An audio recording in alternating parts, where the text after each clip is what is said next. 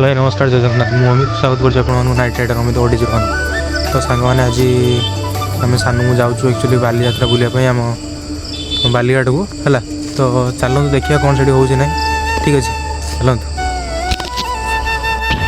finally एवं सानू आसिक पहुँची घरे है घरे कौन पहुँची कौन एक्चुअली बाहरी गलु मैंने मेला को जाए बाहरी गलु गाड़ी है तो ये चलचु आम गाड़ी देखो अंधार कि देखा तो